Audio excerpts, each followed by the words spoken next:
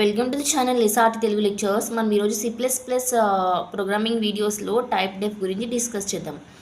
మీకు కనుక వీడియో కానీ నచ్చినట్లయితే అలాగే కంటెంట్ మీకు హెల్ప్ అవుతుందని అనిపిస్తే ప్లీజ్ ఈ ఛానల్ని సబ్స్క్రైబ్ చేయడం అయితే మర్చిపోవద్దు. So typedef is a keyword used for giving new name for existing data type.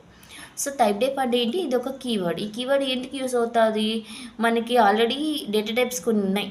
Previous వీడియోస్లో నేర్చుకున్నాము data types. built-in data types, derived data types, user-defined data types like int, float, char, union, structure.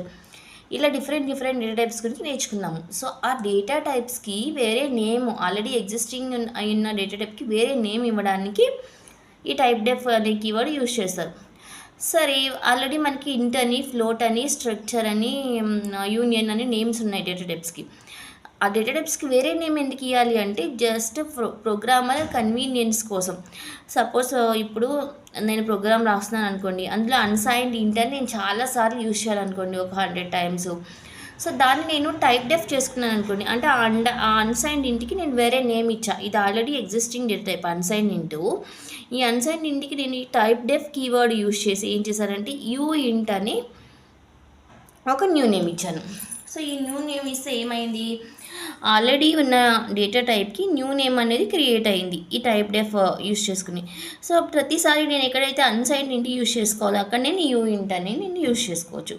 So ఇది just programmer convenience కోసం, better readability కోసం already ఉన్న data టైప్కి ఇంకొక name ఇవ్వడానికి మనకి type డెఫ్ use చేస్తారు. ఇంకా దీన్నే గివింగ్ ఎలియాస్ నేమ్ అంటారు. ఉన్నదానికి వేరే నేమ్ ఇవ్వడానికి టైప్ డెఫ్ యూజ్ చేస్తారు. దేనికి? డేటా టైప్కి.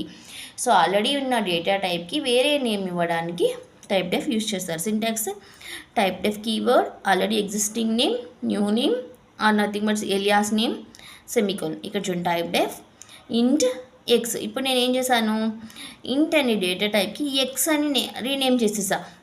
సో ఇప్పుడు నేను ఎక్కడైతే ఇంట్ వాడుకోవచ్చో అక్కడ ఎక్స్ అని వాడుకోవచ్చు.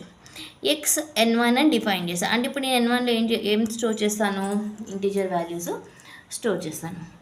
సో ఇది ఒక ఎగ్జాంపుల్. అలాగే టైప్ డెఫ్ అన్సైన్డ్ ఇంట్ యూ ఇంట్. అన్సైన్డ్ ఇంట్ని యూ ఇంట్గా టైప్ డెఫ్ చేసేసాం. అప్పుడు ఏమైంది, ఎక్కడైతే అన్సైన్డ్ ఇంట్ రాసుకోవాలో అక్కడ నేను యూ ఇంట్ రాసుకోవచ్చు. సో యూ ఇంట్ ఎక్స్, యూ ఇంట్ వై ఇలా డిఫైన్ చేసుకున్నాను అనమాట.